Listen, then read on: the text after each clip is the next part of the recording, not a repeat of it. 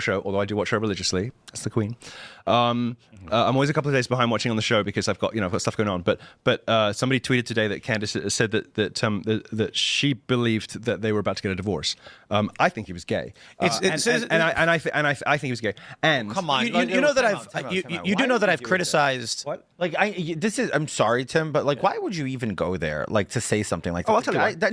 No. The man's dead. You're calling now. You think he's gay?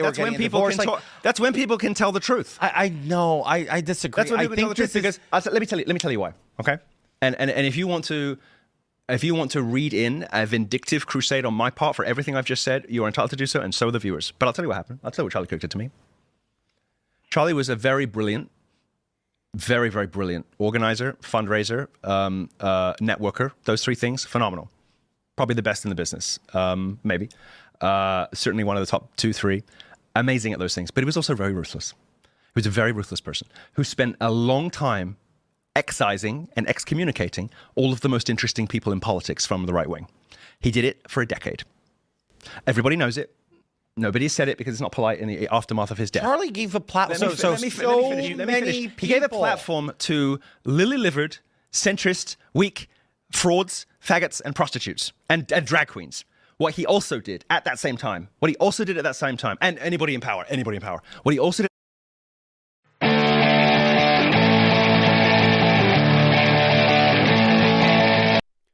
Hello, welcome to a new edition of the Weekly Wrap, y'all. I hope you're enjoying this beautiful Saturday. If you're listening on Saturday, if you're listening on Sunday or any other day of the week, I hope that day is awesome. We have a bunch of topics to talk about, including Milo saying some gay shit, Republicans again underperforming in a special election, much other stuff to go over, Venezuela, some ridiculous truth posts Trump did regarding Venezuela and Russia. So we're running into a bunch of topics today because it is the Weekly Wrap. But before we get into it all, I need you to subscribe, whether it's on YouTube, Apple Podcasts, Spotify, Podbean, iHeart Podcasts, all these different podcast networks I've never heard before that apparently this podcast is on. Shout out to RSS. Please subscribe. I would really freaking appreciate it. And if you are listening on YouTube, also like and comment. That helps with the algorithm. And I would greatly appreciate it. So as you just heard, I played the clip of Milo Yiannopoulos, the former gay, but probably still is gay, canceled right-wing commentator who has gained weight over the last 10 years. I wonder why. He was on Tim Pool's podcast, and he, out of the blue, says that Charlie Kirk was gay and that he pushed, some of the more edgy right-wing voices out of the conservative movement. Couple thoughts. Number one, for those who don't know who Milo Yiannopoulos is, he was a very prominent, edgy, right-wing sort of speaker. He'd go on these different college campuses, around 2015, 2016. And he was gay, or is gay. He claims he's not gay anymore, which, you tell me how much credibility to put into that. I think once you go gay, you stay gay. I don't know. I don't know. There's a lot of actual successful attempts of de-gaying oneself. Maybe you can go from gay to bi. I don't know. Not that I know about bisexuality. I don't know anything about it. But maybe that can happen. But in terms of going gay to straight, I don't think so. The fact that Milo now claims he's straight is sort of interesting. Sort of goes to the fact that he's an interesting character. But I digress. But he was, he came to prominence in 2015, 2016, partly because he sort of rode on the Trump wave. He was sort of like, Ben Shapiro was also gaining prominence at this time, but he was sort of a never-Trumper. Very intelligent, a fast talker, so he became popular, Shapiro. But Milo, he was like a prominent Trump supporter, and he was gay, and, he was a troll. Milo was a huge troll. So he became very popular.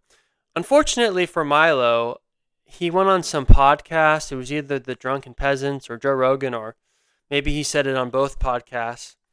He said that essentially that sometimes younger gay boys, minors, can benefit when they have a sexual relationship with an older gay adult.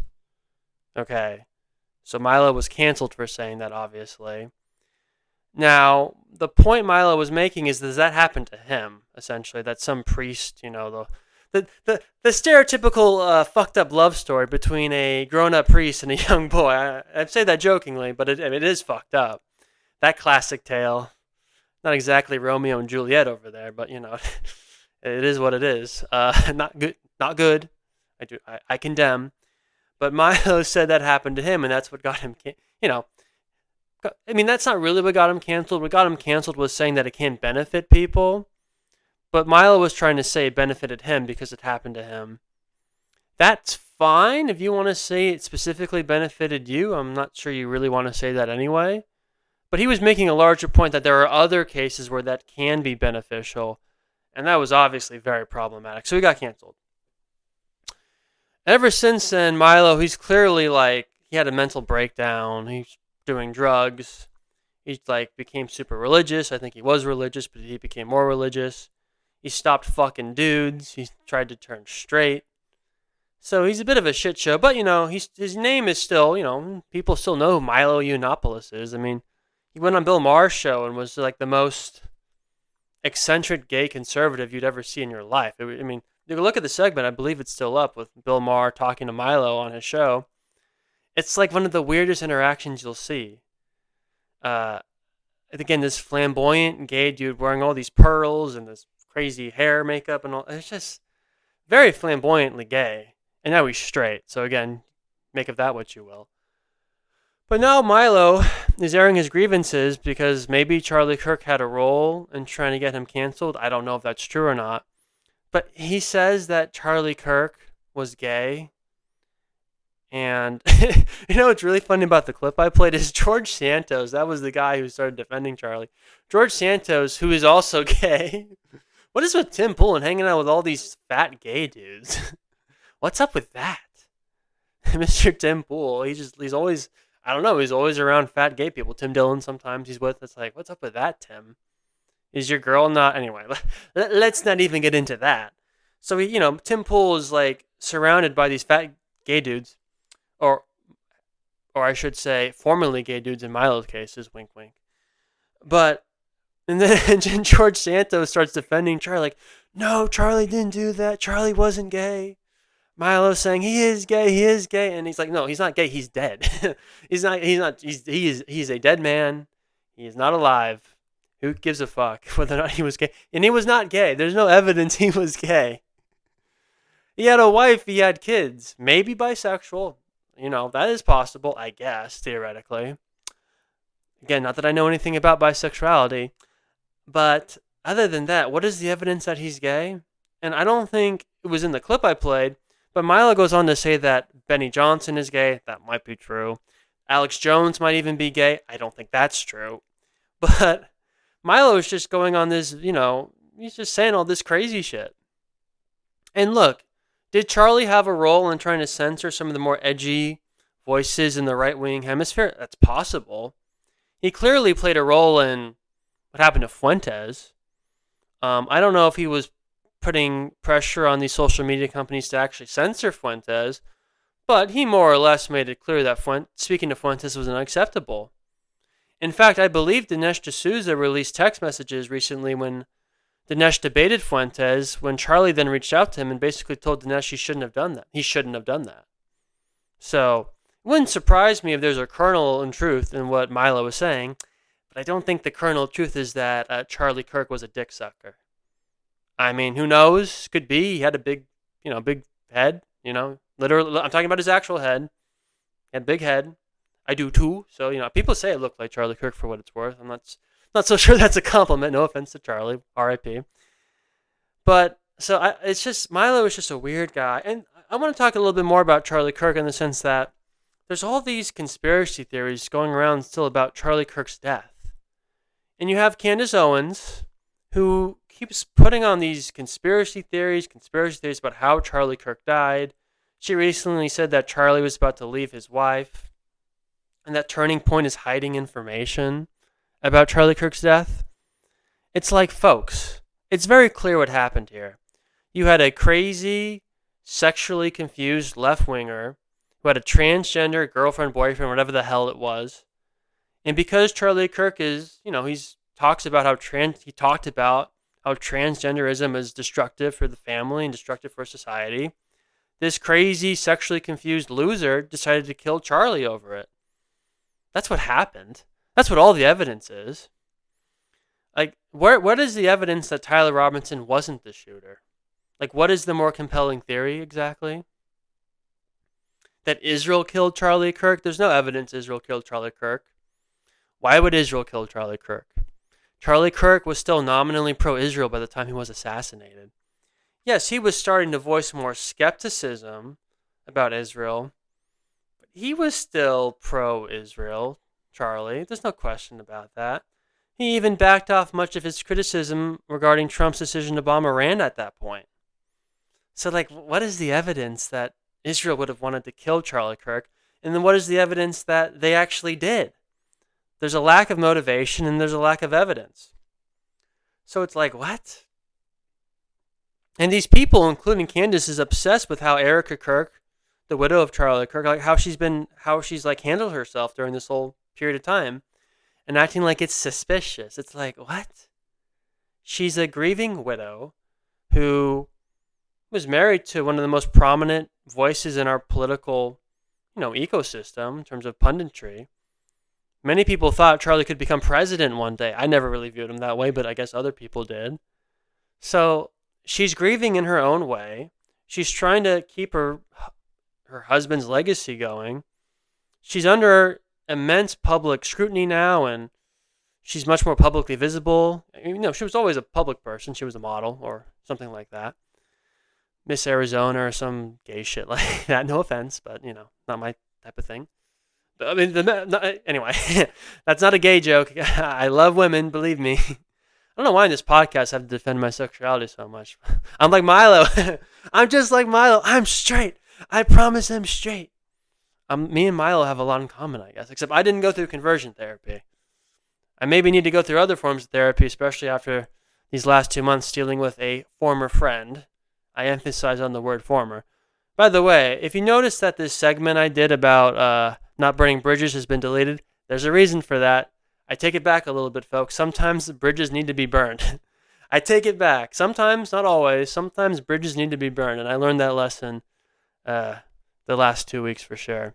But putting that aside, again, the conspiracy theories regarding Charlie Kirk, it's just getting a little weird. And the fact that Milo's going on all these podcasts saying that not only is Charlie gay, or was gay, because he's dead, that Charlie was gay, Alex Jones is gay. Alex Jones, show me your cock.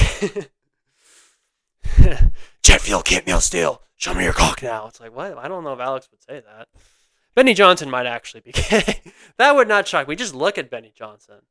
And just look at his lips. You could see it.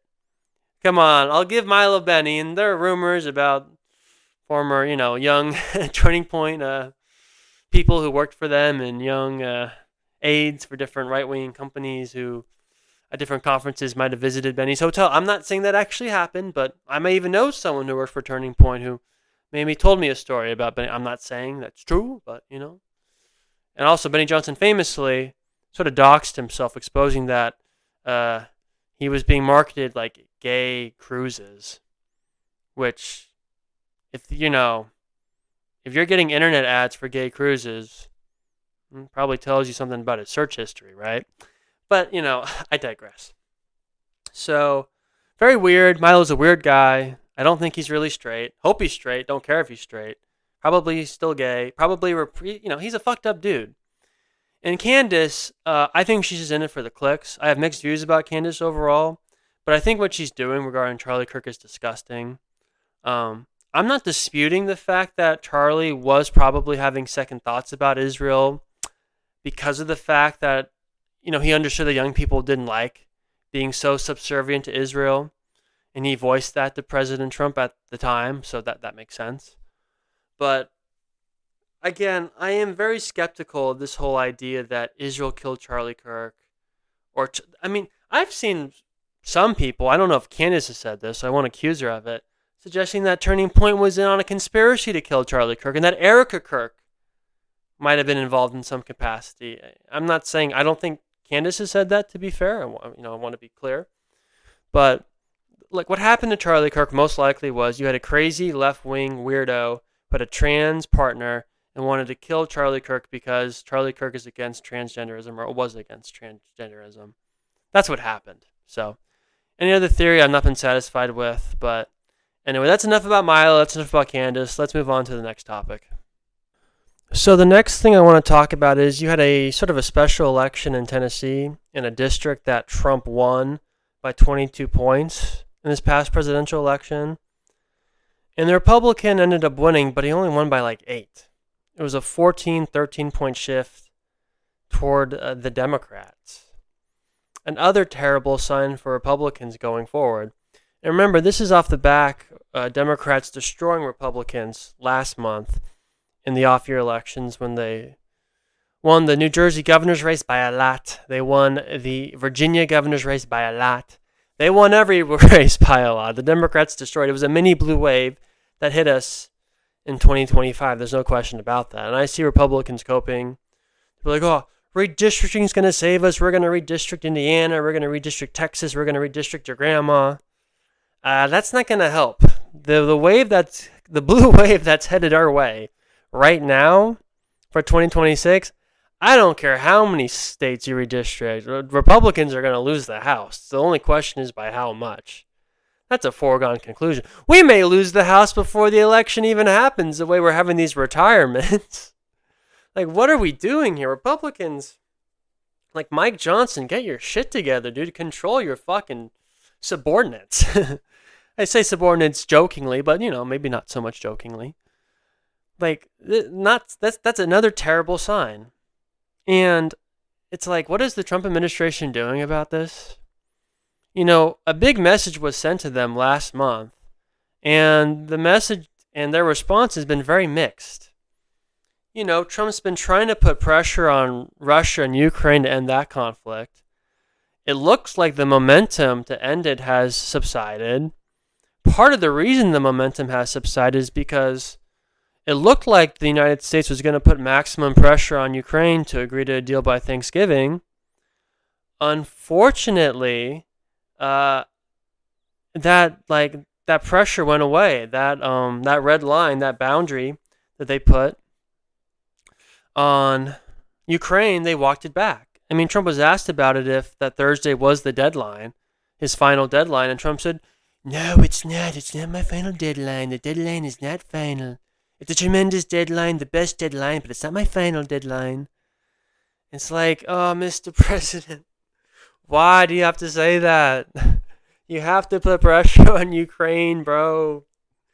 Zelensky doesn't want to end this war. The Europeans don't want to end this war. The Russians don't really want to end this war if they don't have, guarantees this war won't start again in a year or two. That's why they don't want a ceasefire. They want a peace deal.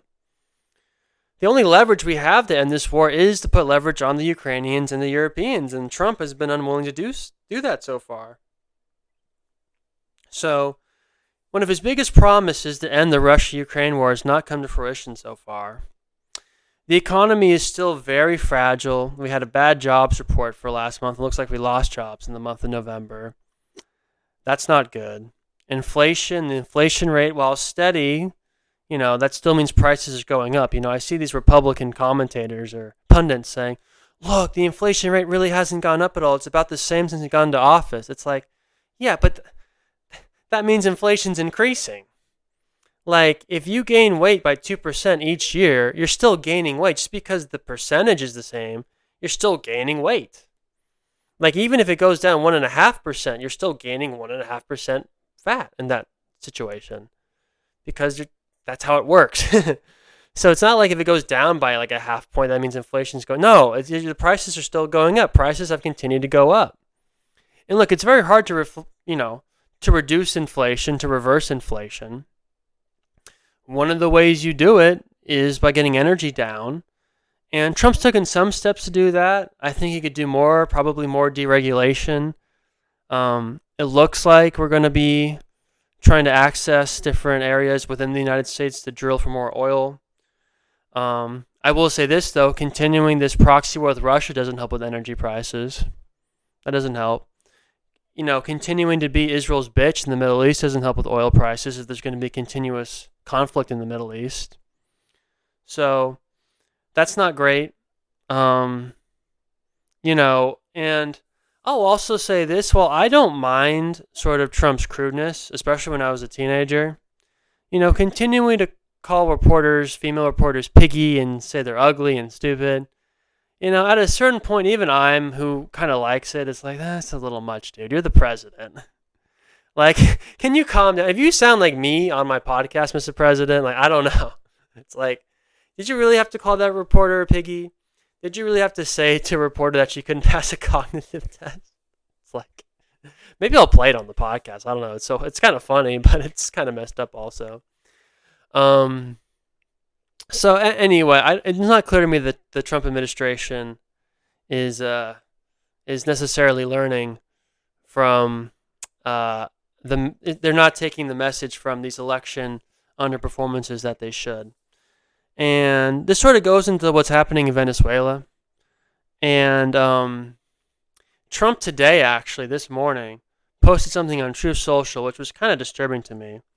And it was an article by David Marcus, whoever the hell that is. And the headline was, David Marcus, Trump's aggression toward Venezuela, a warning to Putin. Russia's client state falling one by one as Trump tightens pressure on Moscow over Ukraine war. And then Trump is like posting it as if that's a good, like, what? We're putting pressure on Venezuela because they have good relations with Russia? What the fuck? What is this? What are we doing here? Why? We should be getting along with Russia. This is why this war is so fucking stupid. Okay. I've talked about this on the podcast. I talked about this on my debate I had with a friend about the Russia-Ukraine war. Please check it out. It's on the YouTube channel and on all the podcast platforms. But it is in the United States' interest to get along with Russia. It objectively is. The reason why it is because our only real competitor, maybe not necessarily a pure competitor, but our only real competitor is China.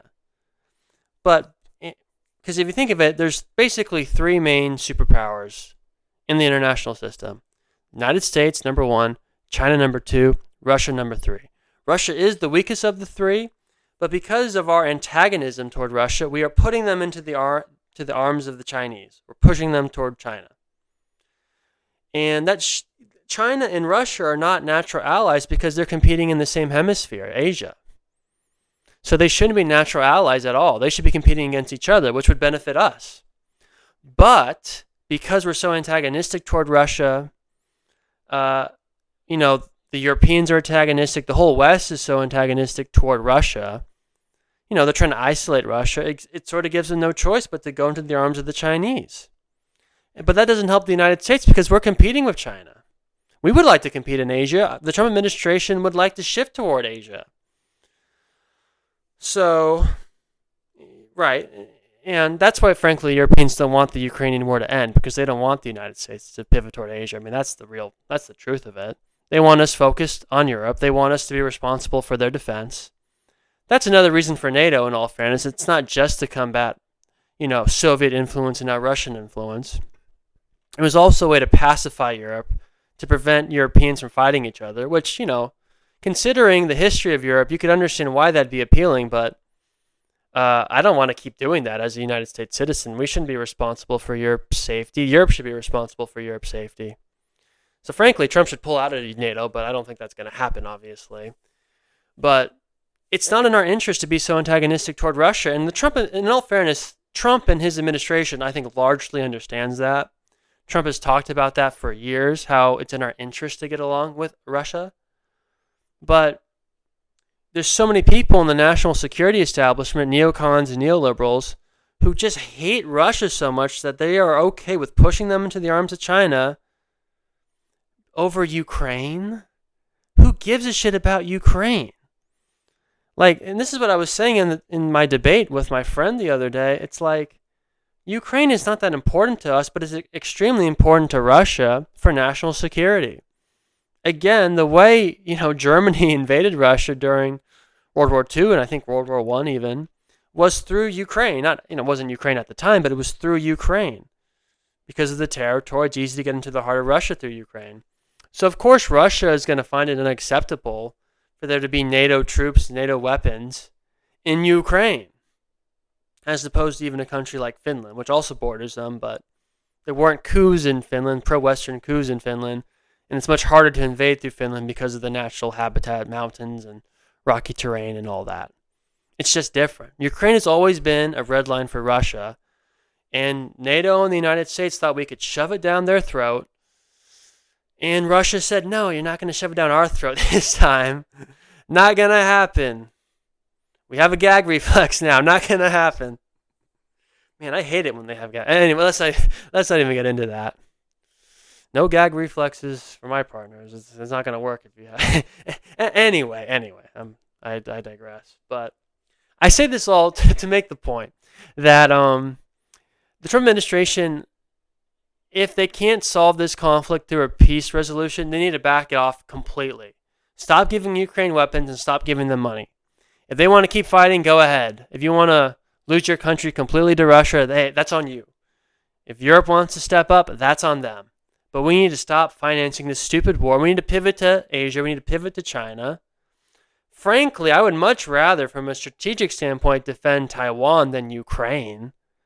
Ukraine is not strategically important to us at all. It's just a way to antagonize Russia. And you could say the same thing maybe about Taiwan, but China is a pure competitor with us in a way that Russia isn't. Okay. And when I say that about China, I'm not saying China's going to fucking invade us or bomb us. Okay. But if you don't think that they would like to also have influence in our hemisphere, you're crazy. And great powers don't allow other powers to partake in each other's hemispheres. Just from a realist point of view, that's unacceptable. The Monroe Doctrine was sort of about that, if you think about it. So, anyway, the Trump administration, they need to pivot from foreign policy and focus on domestic policy, but they can't do that because Trump and his administration is still tangled up with Russia, Ukraine.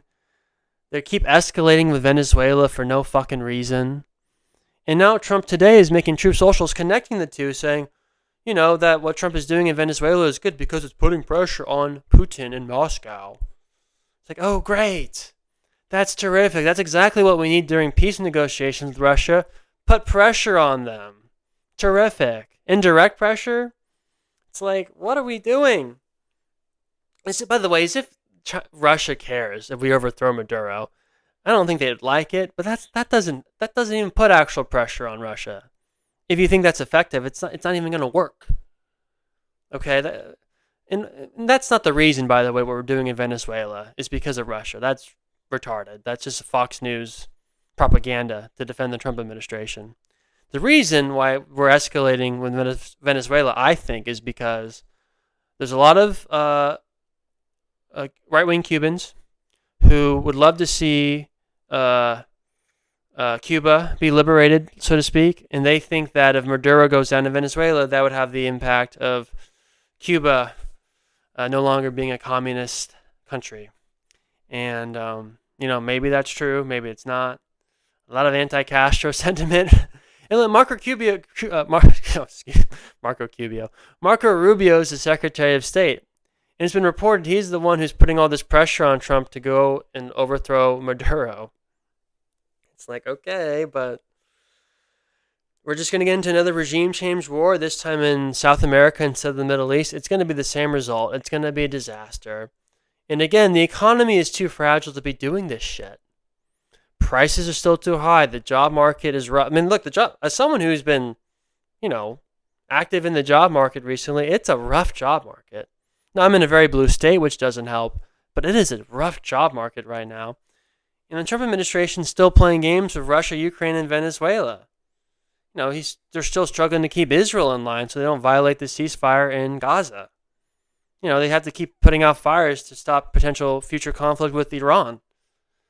And, your everyday working class voter in Pennsylvania, Michigan, Wisconsin, Ohio, Iowa, they feel like the proper attention isn't being placed on them.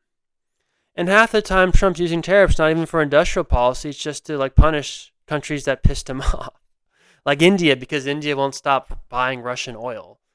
It's like, you keep buying Russian oil, you get a tariff, you get a tariff, you get a tariff. It's like, okay, well, Trump, you get nothing because it's not gonna work. Okay, Russia's already the most sanctioned country in the world. Secondary sanctions and tariffing other countries that work with Russia is not going to get the effects you think it will. So, the Trump administration, I think, needs to refocus on domestic policy. I thought in the immediate aftermath of the elections last month they would maybe do that. It's not clear that they have. We'll see what happens, but so you got to stop with this crap of Ukraine, Russia, end that conflict, or pull us out completely. Stop this antagonism in Venezuela. It doesn't help the working class voter who elected him. And start focusing on domestic policies. Go back to deregulating. Maybe do a second reconciliation bill when you can reduce taxes even more. And, use the tariffs, if you're going to use tariffs, as a way to, revamp industrial policy so we're less dependent on China, again, our peer competitor, but don't use them as a way to punish countries that work with Russia. No one wants to buy higher priced goods because we want to punish different countries for petty reasons. Many people will be willing to do it if it benefits your workers in the country and helps bring back jobs or create new jobs, but not just to punish. People are not going to want to pay higher prices if the point of the tariff is just to be essentially a de facto sanction against a country. Sorry, that's a no-go zone. And hopefully the Trump administration understands that. It's not clear to me that they do, but, we'll see what happens. All right, let's get to the next topic. I had said for months, no one's going to run against J.D. Vance. He's playing his cards perfectly. Trump will endorse him. It'd be a suicide mission. Ted Cruz is going to run against him. Ted Cruz is going to run for president in 2028, almost no matter what. And he's got a whole theory of the case, I'm told, about how this is going to work. What do you guys think of that? So the next thing I want to talk about is Ted Cruz.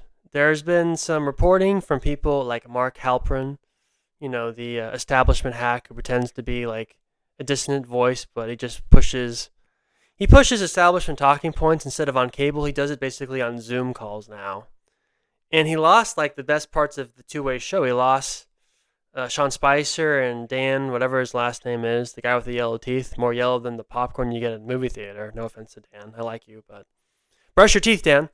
But those people are gone. So now Mark Halperin, he has this sad show, which is basically MSNBC or CNN or Fox News on Zoom. So, not necessarily the greatest form of entertainment, I would say, at this point. But he's reporting, and other people have been saying this, Axios, I think, had a report last week about this, that Ted Cruz is, I guess, seriously considering running for president in 2028. Now, what makes this interesting is for a couple things. Number one, the assumption is, I think, by most people in the conservative pundit world, probably in D.C., and certainly, I think, in your typical Republican voter, is that J.D. Vance will be the Republican nominee in 2028, and he'll take on whoever these crazy Democrats pick to nominate, whether it be Gavin Newsom, as Trump would say, AOC, whoever the hell else Democrats, Pete Buttigieg. Speaking of gay, Pete Buttigieg, Actually, no more gay. I've reached the limit of gay jokes on this podcast. I think no more than 5 or 6. After that, I have to, I don't want this to become a thing for me, So no more gay jokes. Pete Buttigieg, no relation to being gay. I bring him up.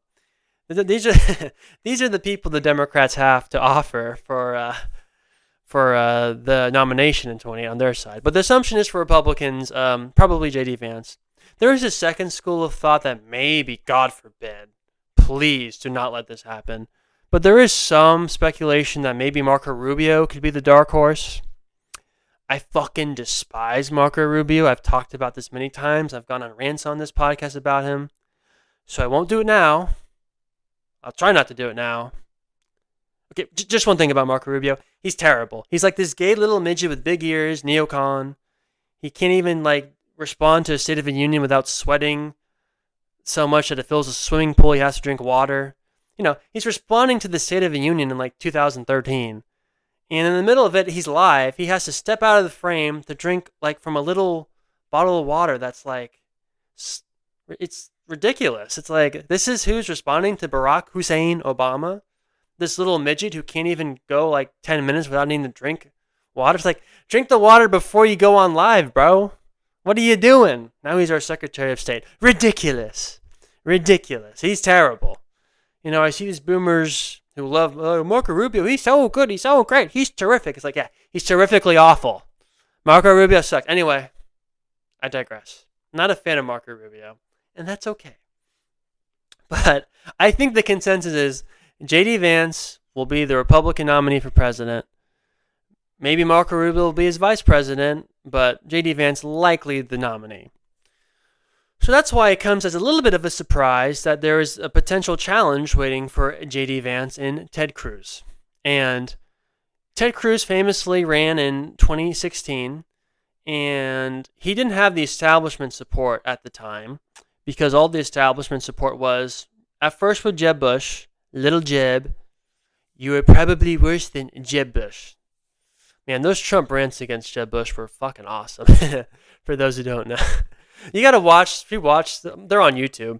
You need to rewatch some of these old Republican debates when Trump went up against Jeb Bush. Your brother lied. The Twin Towers came down under his watch. Terrible. He was a big, fat mistake. Low energy. Terrible. He just destroyed Jeb Bush. It was tremendous, fantastic, amazing. Huge. Those debates between Trump, I'm sorry if you hear those police sirens, by the way. They're not after me. I didn't do it. There's no way they could have found the bodies. I dug them out too. Well, I'm just kidding. I've not dug down any bodies though, or dug up any bodies either. I'm clean. They wouldn't find them anyway if I did, but I didn't. So anyway, I digress. But I got these podcasts. Man, I gotta chill with some of the jokes, or they're gonna be part of a deposition 10 years from now. I'm gonna look really bad at this. But anyway, as I'm saying, Ted Cruz. I'm sorry. I should probably edit this out, but I won't because I'm just too lazy, and I think it's kind of funny. But Ted Cruz was not the establishment pick in 2016. But as all the establishment candidates started getting knocked down by Trump, at some point it became a one-on-one race effectively between Trump and Cruz at the end of the primary in 2016. And Cruz did become the de facto establishment candidate because at that point I was like, well, anybody but Trump. At least Ted Cruz is a sitting United States senator from Texas. Trump was this, brash billionaire from Queens. It's like, who, had no, experience in the U.S. government. But Ted Cruz lost, and, Trump, destroyed him as well, as he destroyed everyone that year. That was peak Trump. He destroyed the Bush dynasty and the Clinton dynasty and the Republican establishment and the Democrat establishment all in one election cycle just on the force of his personality alone. He had none of the establishment backing. The media was almost all against him. Fox News was only for him when he became the nominee. Before that point, they were against him during the primaries. And he still fucking won.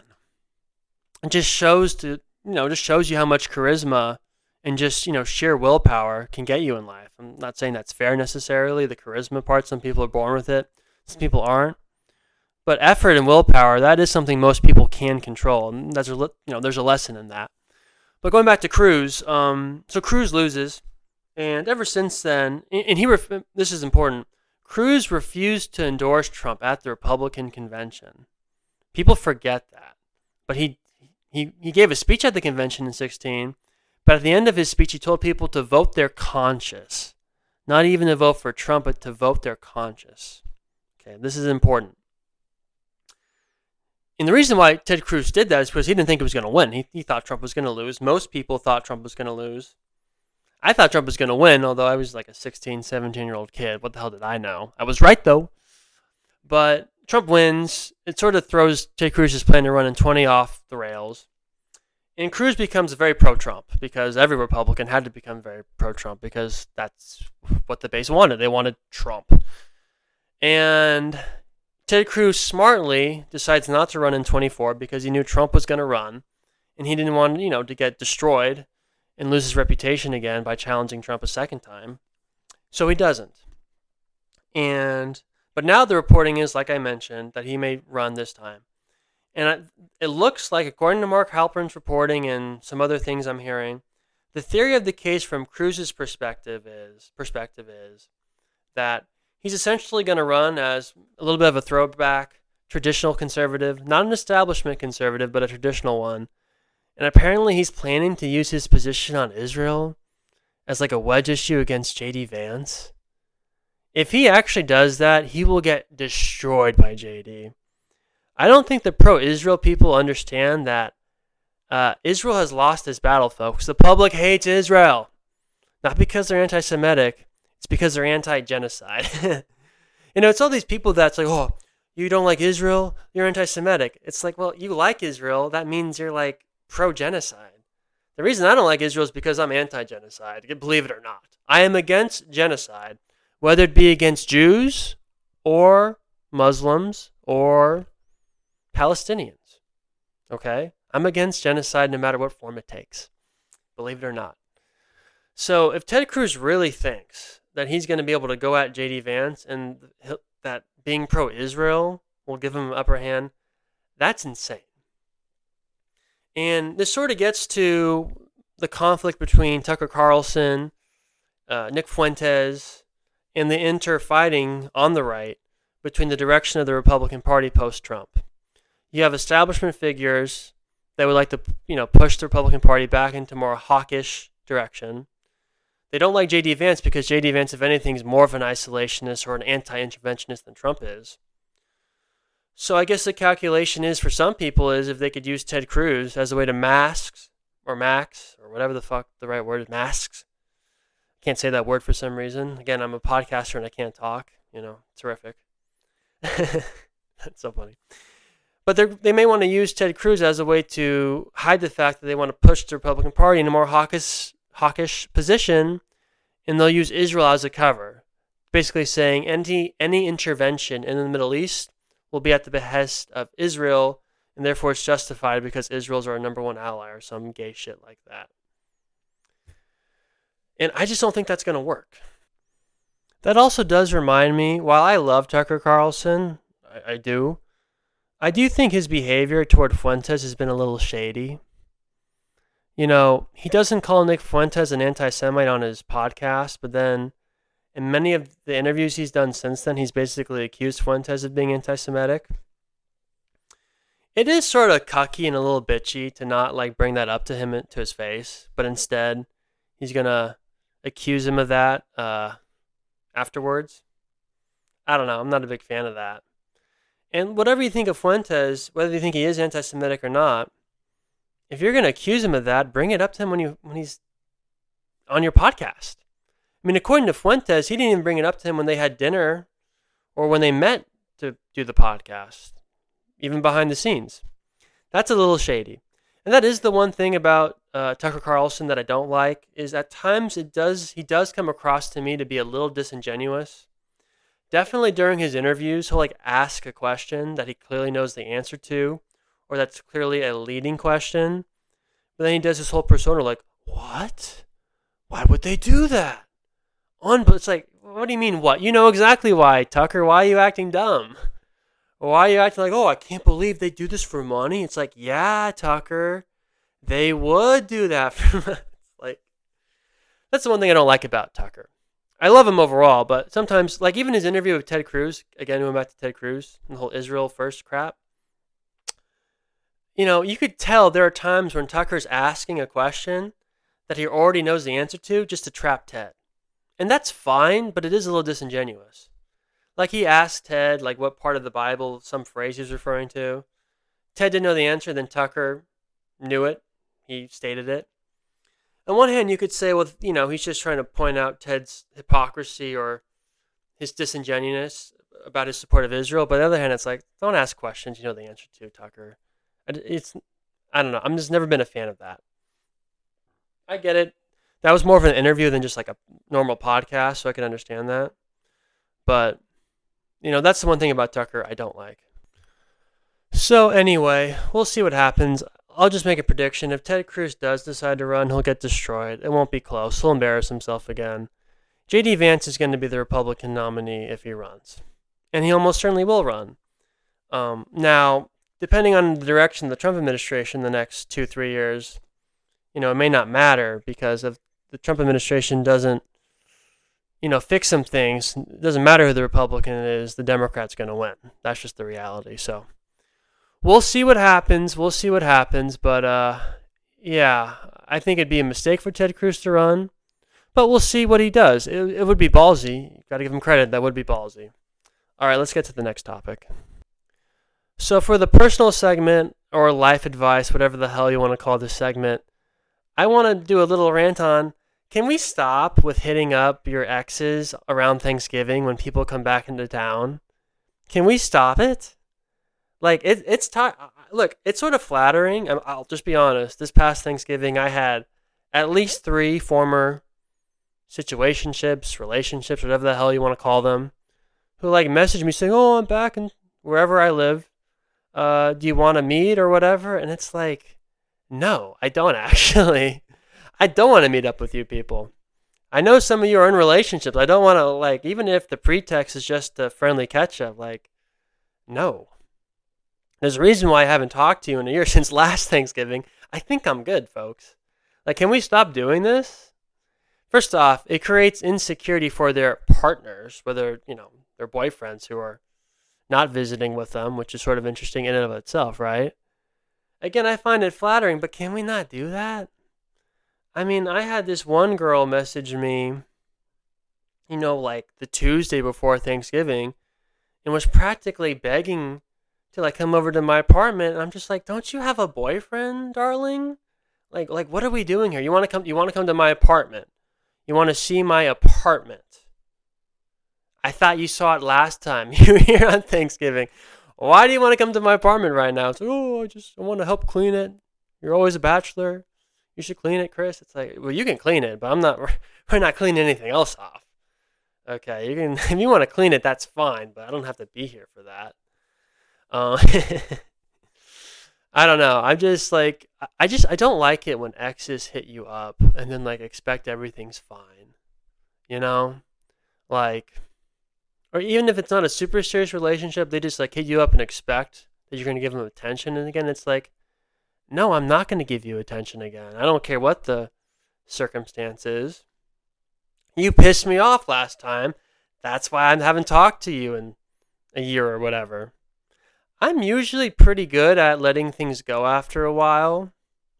But if I lose trust in someone, or they keep violating a boundary I set, at a certain point, I'm out.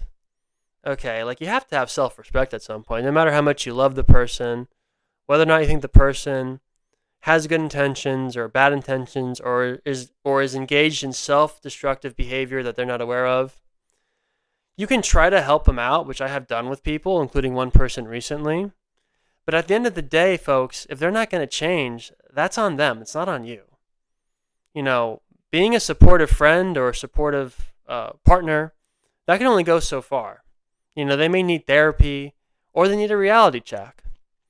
Recently, I had to give someone, a former friend, I would say, a reality check. And he may not realize it now, but I was trying to help him with what I told him.